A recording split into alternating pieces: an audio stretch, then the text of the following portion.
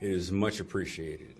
As you all know, the incident captured national attention, and we handled it in short order. We wanted to make sure that we kept our promise. That was to investigate what happened, to come to some type of conclusion, and to give members of the public some idea of what we would do as an organization to handle what we saw as some problematic details within that incident. I spoke with Officer Martin in a pre-disciplinary hearing on Friday. Friday was the beginning of that hearing, and that hearing concluded earlier this morning. At the conclusion of that hearing, I decided upon a 10-day suspension without pay. Officer Martin was contrite. He's ready to get back to work. He is very sorry for what has transpired. However, I challenged him, and as I challenged many, and that was to get back into the neighborhood and to reestablish some of the relationships that we feel were damaged by what we saw on that video. It's very easy to say that, putting somebody back into an area where there was a problem, could in and of itself be a problem, but we ask that members of the community support him and support our efforts to reestablish whatever goodwill we lost in that interaction. We're a department that is very proud of the fact that we have tremendous community support. And with that pride comes a responsibility that we take very seriously. Quite frankly, Officer Martin felt that he let me down. And I feel that by coming in and understanding the charges that were set before him and accepting the punishment that he had been given, that he did his part of what I'd ask him to do. The second part of what we'll ask is that he'll go through some training, but also go back into that community and to regain their trust. And we will give him that full support. I'll take a few questions. Chief, what specifically happened in that video? What did you see in that video that led to this suspension? And can you talk about each of sort of the things that you looked at in that internal investigation? We looked at the total response. We looked at the videos, obviously, the videos we received by way of Facebook. We looked at the Exxon body cam video. We looked at in-car video. We looked at responding officers video. We looked at the transportation video between the jail and between the location of occurrence. We listened to the tapes, the 911 tapes that came in prior to the offense happening. There's so many things that go into every investigation, and we really left no stone unturned. We want to reassure members of the public that, again, this is an isolated incident.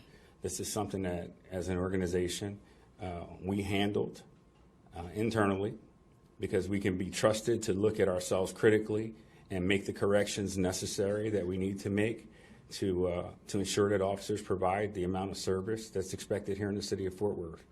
So, looking at everything that we looked at, we determined that there were violations. There were violations as I could go through every violation, but I'll give you a copy of that to take with you.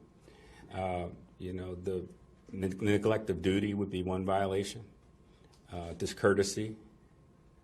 We felt like there was some inappropriate contact that he had with two of the females. We're going to leave, again, when we look at critically at any incident, at any internal affairs investigation, we're doing so in a clear and unbiased manner. He is a police officer that works here in the city of Fort Worth. He is subject to making good decisions and bad decisions. In this instance, he made a few bad decisions, and those few bad decisions led to punishment. A 10-day suspension without pay is a significant punishment. Chief, this punishment is your decision, obviously, but can you say what the chain of command recommendation was to you? I can say that no, not all in the chain of command agree with recommendations, and that's typical. However, the buck stops here, and when the punishment comes down, that punishment comes through me. And 10 days was my decision, and 10 days is what I will adhere to here. Chief, have you met with Jacqueline, Craig, or will you? And how will you deal with any kind of reaction or pushback that you get from the community? I have not met with Ms. Craig. However, I recently reached out to her attorney. We've had contact, and I have met with him and had conversations, and I'm hopeful that I do get an opportunity to meet with her. I think that she, as well as Officer Martin, will play a critical role in reestablishing a sense of true community in that neighborhood. And I'm hopeful that she'll be willing to work with our officer and make sure that we are providing the services that we need in that community. Chief, what does that look like to you to try to reestablish that trust in the community?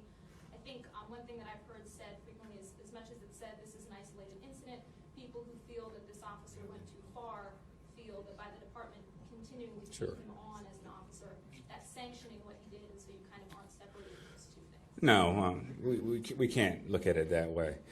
The department keeping him on is not sanctioning bad behavior. People make mistakes, and we have levels of mistakes that every police officer makes on each and every call they respond to. Some things deserve punishment, other things do not. Some things deserve termination, and I have not hesitated since I've been here to terminate those who deserve termination. In this instance, this officer, again, like I reinforced in the very beginning, was very contrite, realized that his attitude was not proper, understood that there was a deficiency in the delivery of service that happened that day, and that some of the things that transpired did not need to happen.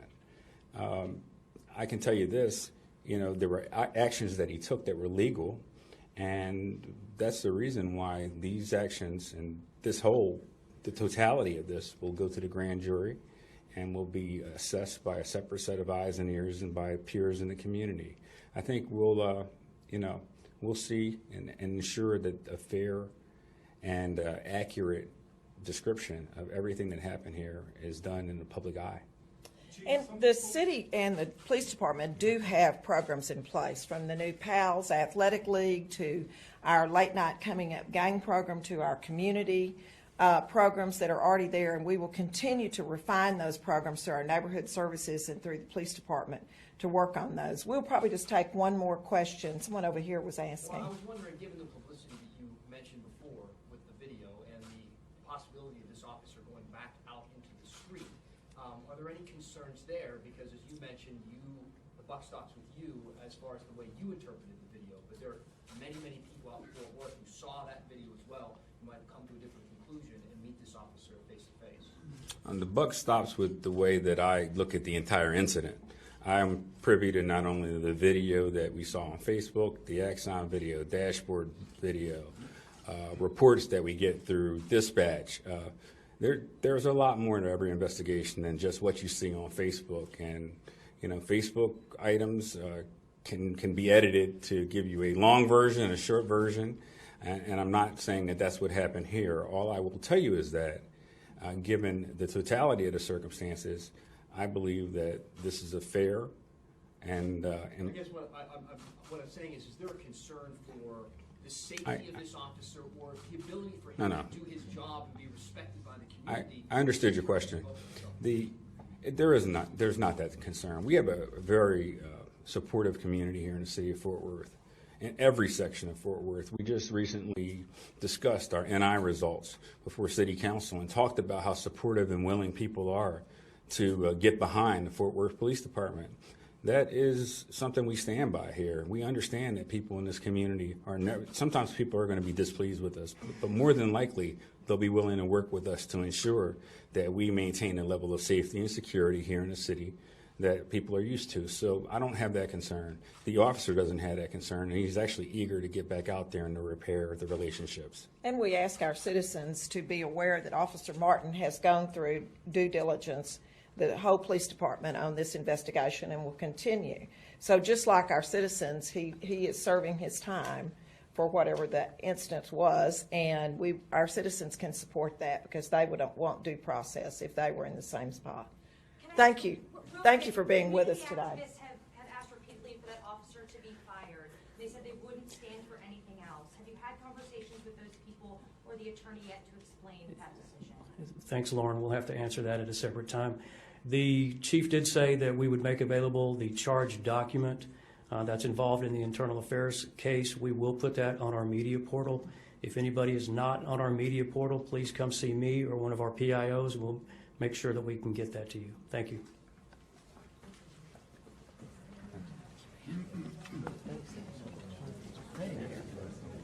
It's up to you. I say it again.